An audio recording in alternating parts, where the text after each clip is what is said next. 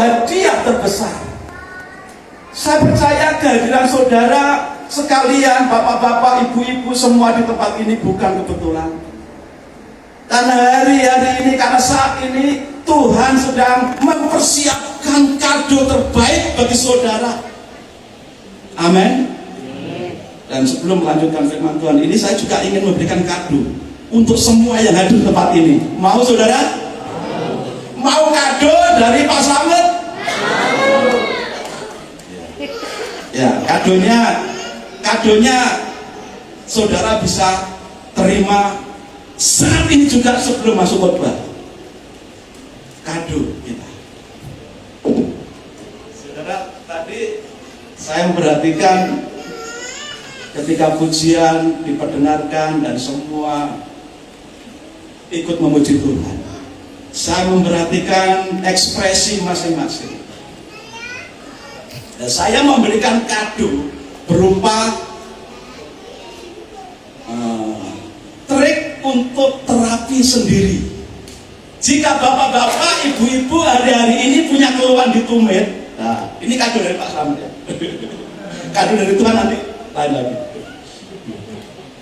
Sambil memuji Tuhan, saudara bisa menikmati satu terapi yang sangat jitu. Kalau tumit bapak-bapak, ibu-ibu hari-hari ini mengalami nyeri atau sakit, ya, saudara sambil memuji Tuhan atau sambil mendengarkan khotbah ini, saudara bisa begini.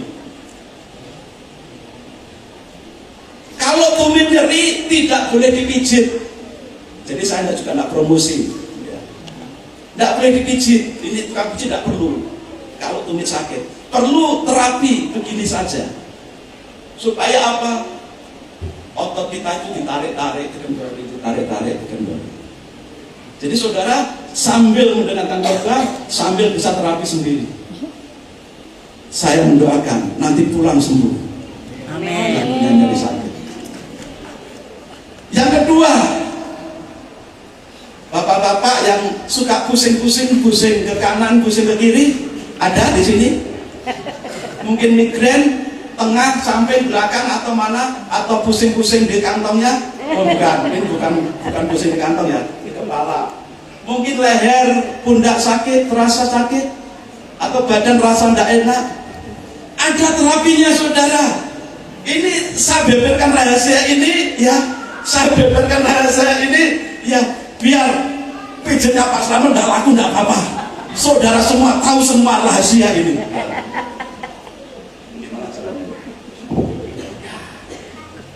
Saudara punya 5 jari kan?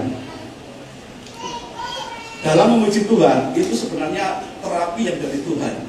Kalau saudara mau terapkan, ketika puji-pujian tadi bersukacita, saudara bisa tepuk tangan, bisa begini. Ini bisa melancarkan darah saudara. Jadi kalau memuji Tuhan sukacita, jangan tanggung-tanggung tepuk tangannya. Ayo tepuk tangan bagi Tuhan. Luar biasa. Nanti tangan pundak yang kesemutan sembuh. Amin. Ya, puji Tuhan. Setelah begini, boleh begini sambil tepuk tangan, tidak masalah. Yang penting sukacita memuji Tuhan, kuasa Tuhan mengalir. Amin. Amin. Sekarang masuk ke terapi selanjutnya, tetap di 10 jari kiri kanan kita. Saudara bisa begini.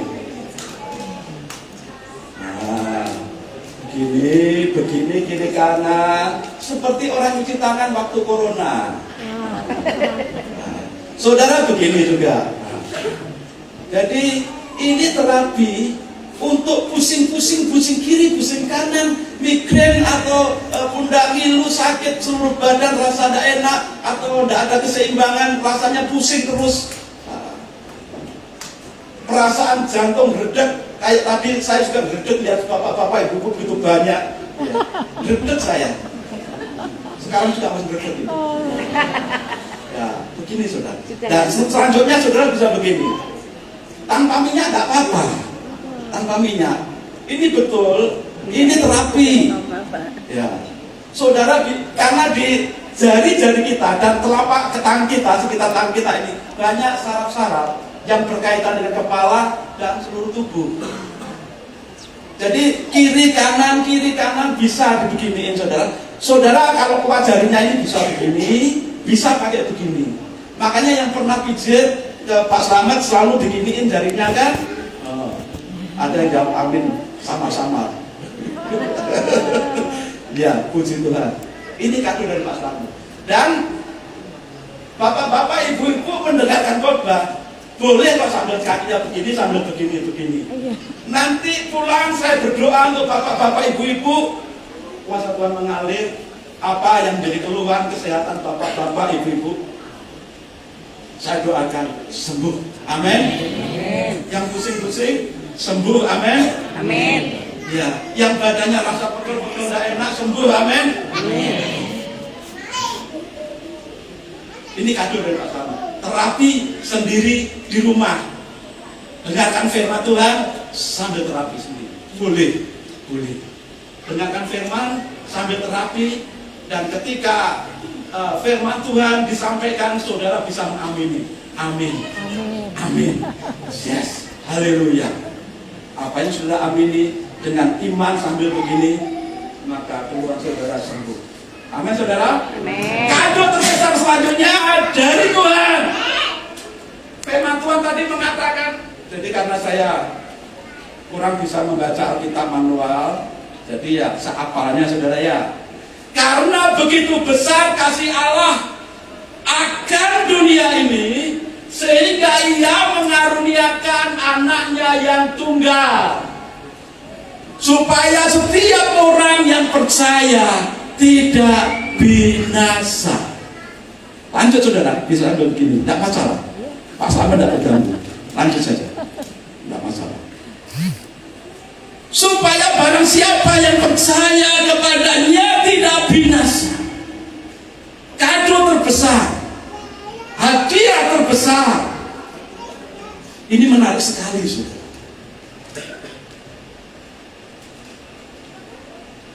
Kado terbesar ini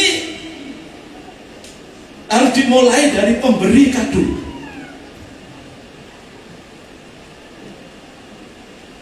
Setiap orang, kita kan punya pacar, punya pasangan. Misalkan saudara dikasih kado coklat, yang ngasih tetangga satunya yang ngasih pacar. Nilainya sama-sama coklatnya, harganya sama, labelnya masih ada. Yang memberikan kepada saudara itu berbeda, yang satu tetangganya, yang satu pacarnya. Kira-kira di hati saudara, mana yang terbesar dari dua kado itu?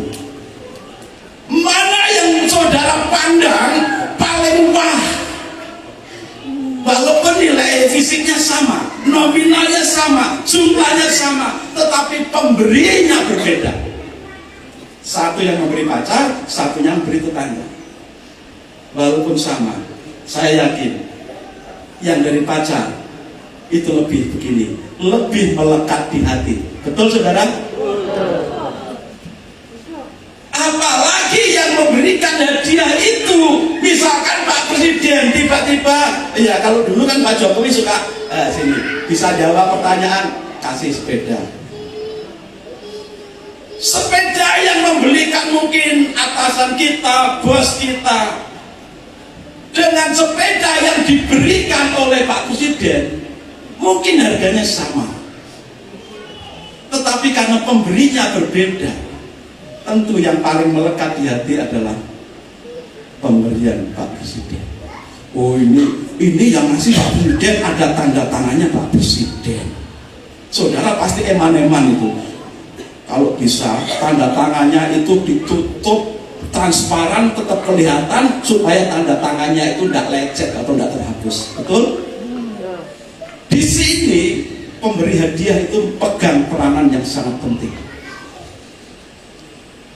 Kado terbesar yang diberikan kepada kita umat manusia hari ini, yang memberikan adalah Allah sendiri. yang memberikan adalah Tuhan sendiri. Dan kita tahu Tuhan itu yang menciptakan langit dan bumi serta isinya. Alam semesta diciptakan oleh Tuhan. Amin. Apakah ada yang lebih besar dari Tuhan? Tidak ada. Bahkan alam semesta yang begitu luas itu jauh lebih dasar, lebih besar Allah kita. Jadi Allah itu jauh lebih dasar, lebih besar daripada alam semesta dengan segala isinya. Maka kado terbesar itu hanya bisa diberikan oleh Tuhan pencipta langit dan bumi ini. Betul saudara? Amin. Yang kedua, kado terbesar bukan hanya diberikan oleh Allah yang besar, yang dahsyat, pencipta alam semesta dengan segala isinya, tapi kado terbesar itu juga harus diberikan dengan motivasi yang benar, motivasi yang agung, motivasi dari dalam diri si pemberi itu dengan segala keikhlasan. Saudara lihat ya, di TV bedah rumah, iklannya begitu panjang yang mensponsorinya, difoto, disuting, lalu ditampilkan. Ini Pak A dari rumahnya gede mau roboh, semua disuting sebelum dibedah rumahnya. Kehidupan sehari-hari Bapak A ini ya hanya jadi ya pekerja kasar, penghasilannya pas-pasan, berangkat pagi-pagi, pulangnya petang-petang. Begitu nyampe rumah hasilnya tetap pas-pasan, bahkan cenderung kurang. Maka untuk memperbaiki rumah tidak bisa. Maka muncullah pahlawan bedah rumah, disuting semuanya dalam waktu yang singkat-singkatnya. Rumah itu jadi rumah yang megah, semua disuting, disorot. Saudara, banyak motivasi dalam memberi. Ada motivasi memang menolong, motivasi untuk tujuan pribadi juga ada.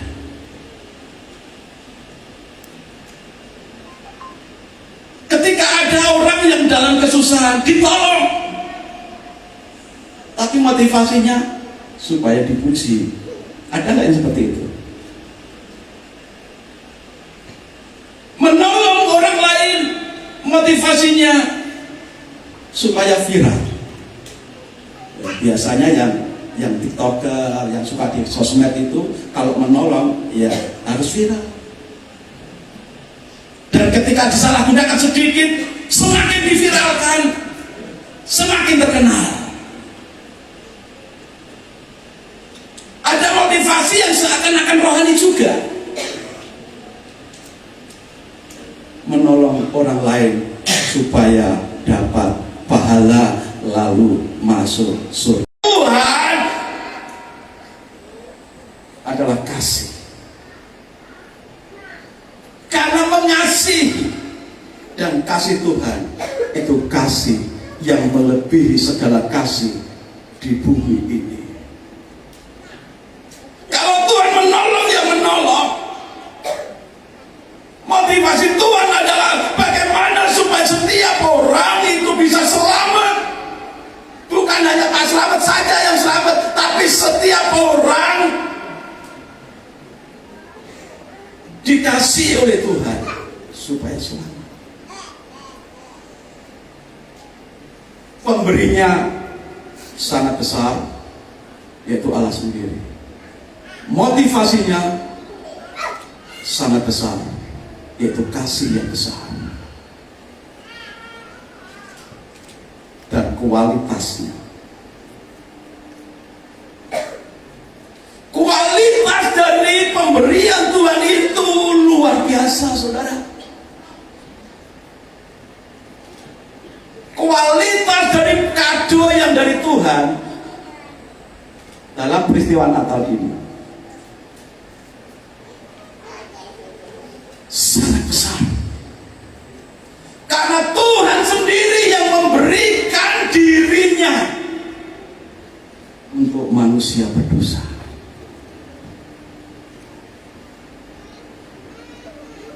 Tuhan memberikan dirinya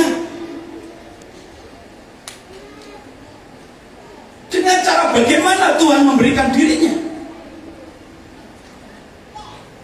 Karena begitu besar kasih Allah akan dunia ini, sehingga Dia mengaruniakan anaknya yang tunggal. Memberikan anaknya yang tunggal. Loh, Tuhan kok beranak?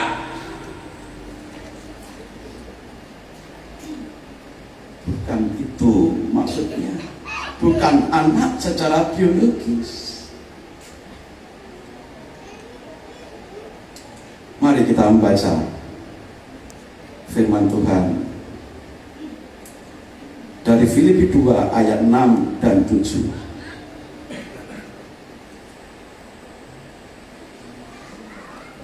Saudara, jarinya tetap dipijit-pijit ya, digesek-gesek ya, sambil mendengarkan firman Tuhan ini.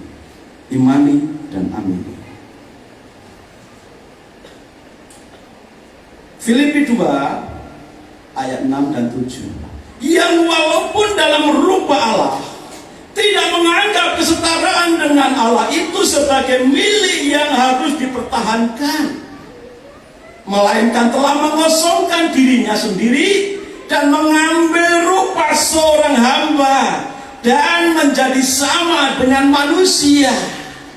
Allah, Tuhan pencipta alam semesta ini, kalau dalam wujud aslinya itu penuh kemuliaan, tidak terjangkau oleh pandangan manusia, karena kemuliaan Allah itu tidak bisa dilihat, dipandang dengan mata jasmani kita, karena kita itu pendosa.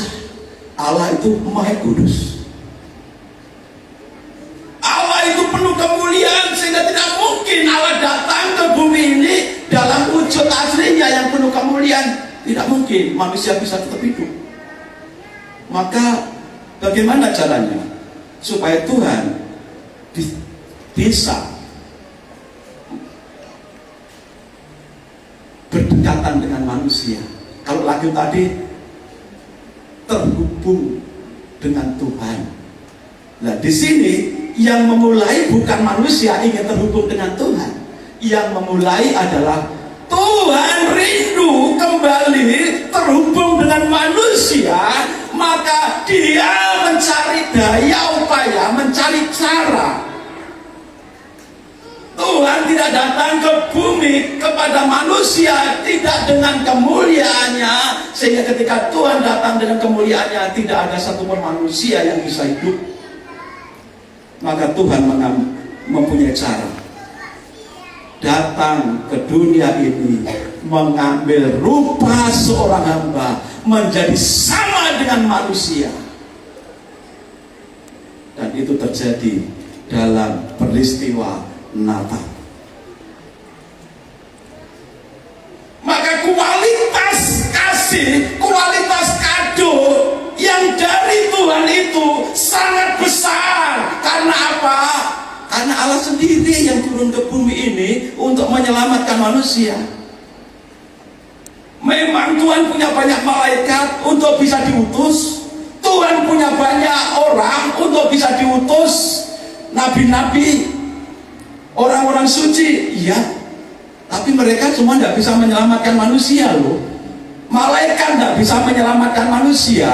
Nabi-nabi besar, nabi-nabi kecil, atau orang suci manapun tidak bisa menyelamatkan manusia. Mereka diutus Tuhan hanya untuk mengingatkan. Yang bisa, yang sanggup menyelamatkan manusia hanya Allah sendiri.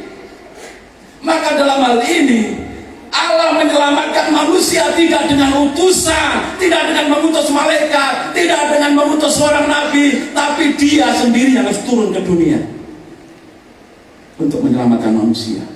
Dan itu terjadi dalam peristiwa Natal yang kita rayakan malam ini. Maka berbahagialah bapak-bapak, ibu-ibu yang malam ini mendengarkan firman Tuhan ini. Saudara sekalian mendapatkan kado terbesar, yaitu Allah sendiri yang datang dari surga, yang penuh kemuliaan, mengambil rupa seorang hamba menjadi sama dengan manusia. Siapa namanya? Yesus Kristus. Yesus Kristus. Saudara mungkin akan menjawab begini, iya Nabi Musa itu nabi terbesar.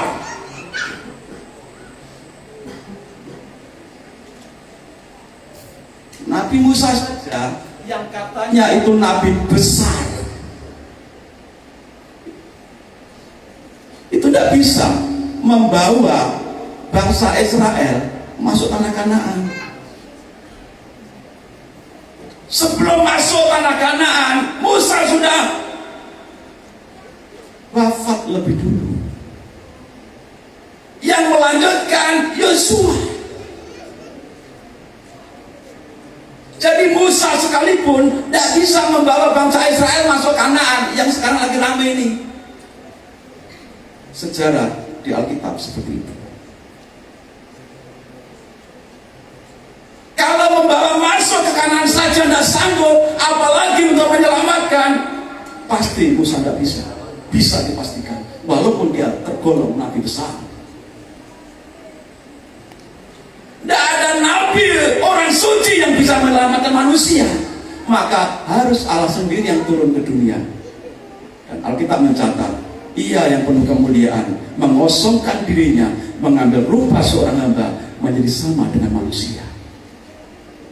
Terjadi dalam peristiwa Natal. Yesus itulah yang telah turun dari surga. Maka firman Tuhan mengatakan, kalau bapak-bapak baca lagi dari Yohanes 3 ayat sebelumnya, ayat 13. Yohanes 3 ayat 13, kalau temanya tadi Yohanes 3 ayat 16. Yang kita baca Yohanes 3 ayat 13. Tidak ada seorang pun yang telah naik ke surga selain daripada dia yang telah turun dari surga, yaitu anak manusia, yaitu Yesus Kristus. Saudara, tidak ada seorang pun manusia, walaupun dia punya gelar nabi besar sekalipun, Musa sekalipun, Abraham sekalipun, atau nabi manapun, orang suci manapun, tidak akan bisa naik ke surga. Alkitab menuliskan secara tegas. Lalu yang bisa masuk surga siapa? Harus ada satu pribadi yang sangat besar. Itu adalah Allah sendiri yang datang ke dalam dunia dalam wujud manusia. Namanya Yesus Kristus. Ayat 13 yang kita baca sama-sama tadi.